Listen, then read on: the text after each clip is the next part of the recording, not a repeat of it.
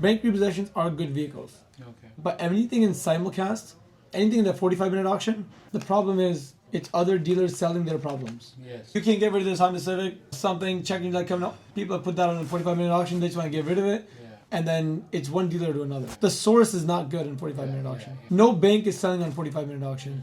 No rental company is selling on 45-minute auction. No lease return goes on the 45-minute auction. And those are the best vehicles. Those are your trouble-free. Bring it here, just do the brakes and tires and cleaning, and they're good to go. Brakes, tires, cleaning, a little bit of ding here, a little bit of ding there. Easy to finance. And those customers are the ones that buy warranties. They're the ones that buy everything, right? Because the car is still $15,000. The car is still $20,000, or they still want to protect their investment. So those are, I mean, you can see the numbers, and you should get on a call to see what all the people who are selling cars are selling through us. And it is exactly that criteria. 2018 to 2022, those like 4 years. I wish I realized that when you were buying 45-minute auctions now, but now I've seen so many people go. The problem is 45-minute auctions became popular just in the last couple of years, right? So even to me, it's a new thing. I'm so used to simulcast. I tell everybody, buy simulcast. That's how I've been like. You know, simulcast, you have to make your mind in 1 minute, right? Or a few seconds. Yeah. No, I mean, no, that is not true. In simulcast, you do all the prep beforehand, and you buy cars that you're familiar with, so you already know their prices. You don't have to make up your mind.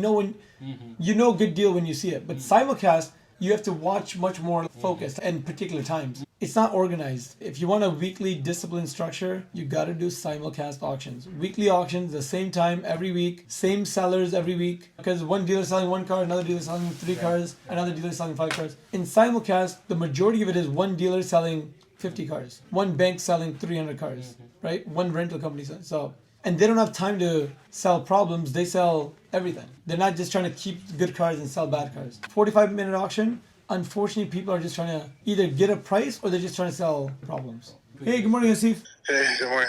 Are you tired? I had a really long night. You came back all the way last night? I was trying to. The highway was closed. The GPS rerouted the concession roads in Niagara on the Lake. God, no way. That's terrible. The car got stuck, and we were trying to get it out for 4 hours and never got out. We had no service, so we're using the SOS. The car is emergency on-star response? You know how you can connect to like the satellites? satellites? You get the satellite phone to call the police. So we could only text them. It was that bad. We could only text them. 4 hours later, the cops came. They were saying if we want to get a toll, it was going to be $1,000.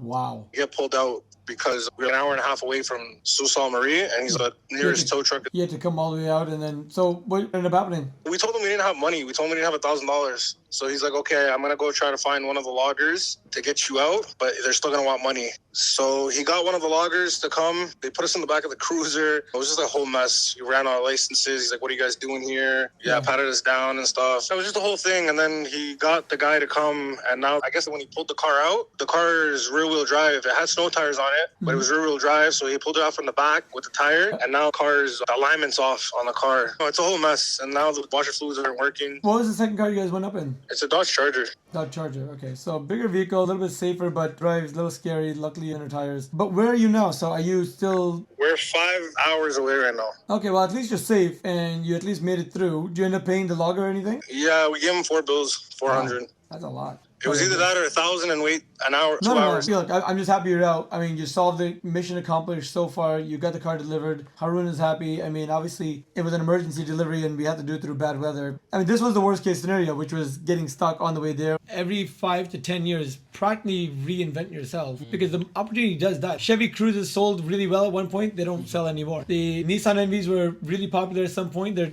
not popular anymore. And for me, it was the same thing. It was this dealership, the traditional model of selling cars. It's not going to last. Yeah. It can't last. Yeah. It's too expensive. It relies on expensive Auto Trader and CarGurus account. It relies on way too much expensive overhead. It relies on people being at a physical dealership, 5, 6, 7, 8 employees for a regular operation. It's a lot of overhead. Yeah. And the cost of borrowing and the prices of car have made it that even if you want a 30-car dealership with a bunch of cheap cars, you need so much money. It's insane. Who the hell has $200,000, $400,000 to start a used car lot? Selling $5,000, $6,000 cars, but that's how much capital you need. And because of that, the whole digital dealership model that I've been telling you about is the only thing worth investing in. Yeah. And I truly mean that because I'm seeing every day, I'm meeting more and more dealers, Manitoba, Alberta, New York, California, wherever, and they're all syncing up. The best ones are using AI to help digitally advertise really fast, to take in a lot of leads from different customers and process them really fast using AI and auto messaging and everything else, to keep their overhead low, to not have a big building or physical lot, to not have a lot of money tied up in inventory, and just using their marketing skills and sales skills, but all on practically Zoom. Yeah. You can't do it without knowing the car business stuff. You can't do it without still having to send a guy to Murray to deliver a vehicle and have tires and alignment knowledge and reconditioning knowledge and certification, and you still have to have your dealership license. I heard Clutch was not doing very well. They had been doing this digital kind Yeah. of thing, right? So the problem, Clutch will work, and it does work. Clutch is selling like over 800 cars a month right now. I think the number is 1,600 right now a month. They're massive. I mean, they're practically going to be publicly traded soon. But Clutch is buying inventory, holding it, and selling it. The new model is allowing people to not own any inventory and start selling cars to people. So how do you compete with somebody that has almost no overhead? So this is exciting. We have a student who bought a vehicle from Boston, sitting in his computer, and sent it to our car dealership. So he bought a car, invested, and got trained on exactly what will sell. And now he is going to get his good news that the car is sold and he made profit. So let's hear it. Hey, Gabriel. How you doing, man?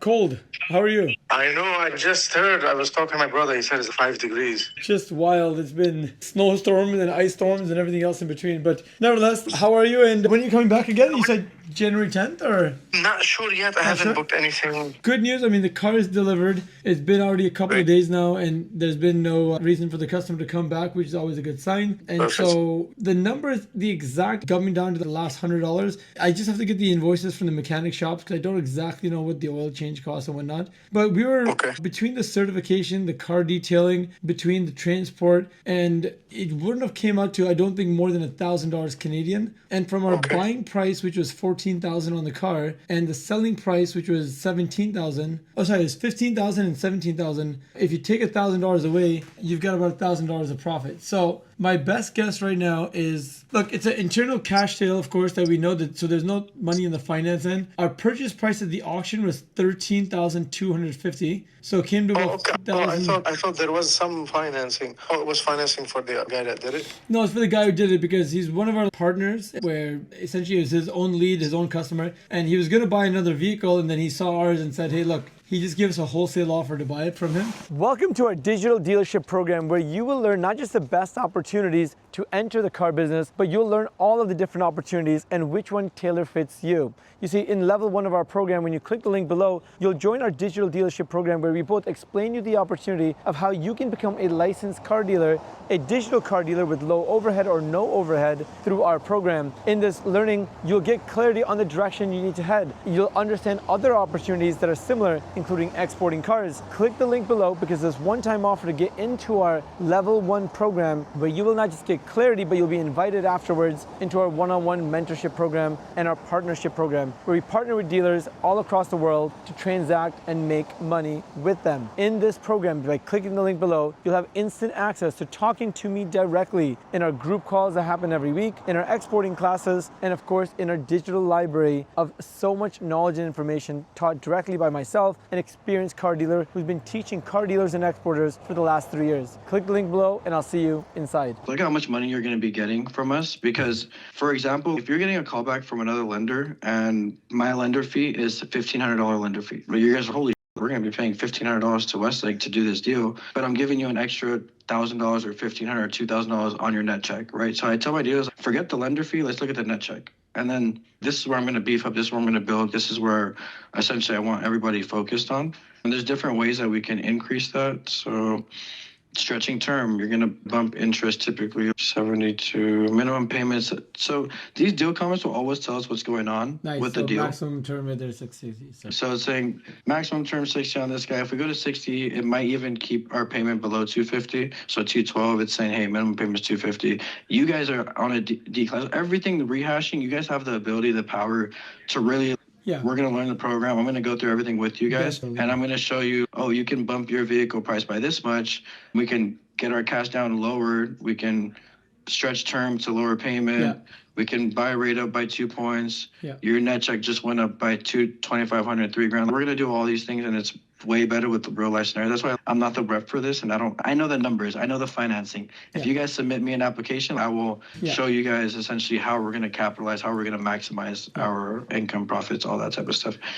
So even with this, and then just going back really quickly, I have an exception program for you guys. So on a platinum, this guy's, let's say theoretically, he's a 720 FICO, right? He's a really good FICO, and it's telling me decline. On 600 plus FICOs, I have an exception program for you guys.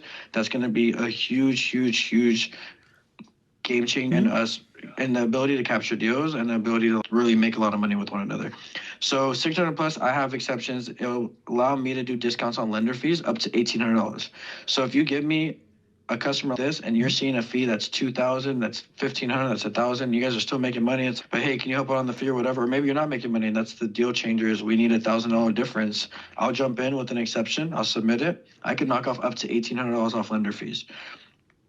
I'll tell you transparently, when I submit exceptions, it does take from my commission as a representative, but I'll rather send it up pretty much always to capture a deal rather than not capture a deal and miss out on whatever that commission is. That's a good attitude. No, of course. I can help with down payment assistance. So meaning if customer doesn't have enough cash down and the approval is saying, hey, we need $1,100, but you're telling me I only have $500 cash down for him, that's when I'm gonna jump in the deal. I'll rehash. I'm gonna try to get you an approval based off that. I can stretch term.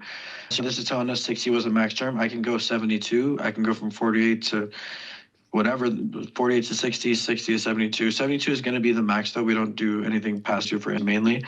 I can waive stipulations if it's within reason for faster funding, stuff like that. If it's a titanium, you know, hey, brother, I've submitted him all other approvals, all other banks, they're not asking me for income. Why are you guys doing for income on a 700 plus, whatever the case is? Or this guy not going to do the deal, I can't get his income. Okay, no problem.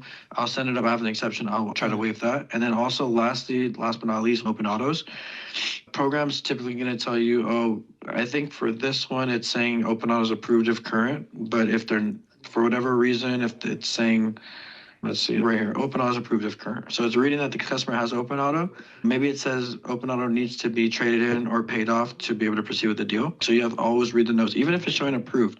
Read the notes, because if they have open auto, it can say it's contingent based off of it being traded in or it being paid off, right? Yeah, and the deal will come in house, and then they're asking for documentation showing that it's paid off or it's paid or whatever the case is, and I don't have that, and it's a return to dealer, it's a mess.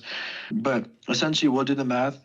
I know you're a numbers guy, so I'll tell you right now, it's around 18% for combined payments to income. So meaning payment with whatever his current loan is. Let's say he's paying $250 on his current loan, and then $250 on this new Westlake loan that he wants. So it's $500, whatever divided by his income. As long as we can be 18 to 20%. 20% is really, it's harder. Percent's over 18. Typically 18 is the max, but I always fight for it. So we can waive that if the comments are telling us that. So just right off the rip, 600 plus FICOs. If you're seeing crazy fees, I can pretty much always help you there. I can always make you more money. I'll throw a flat on, and these are the different ways. Got it. We have a lot to talk about. Don't sell a lot of cars this month. This month was good. A terrible month. Oh my gosh, shit, what have you got on? It's an emergency meeting.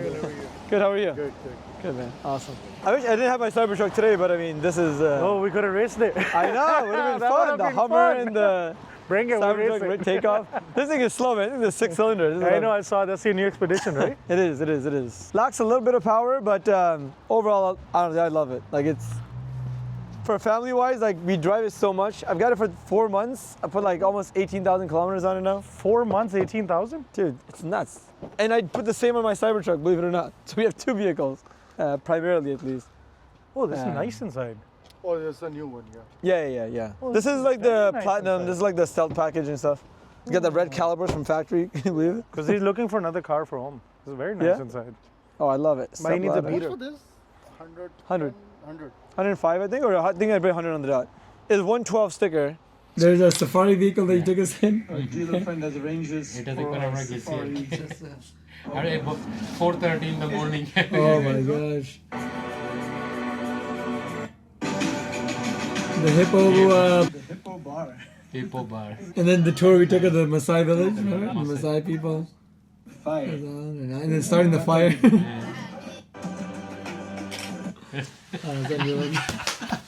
So now we have to do that with more car dealers.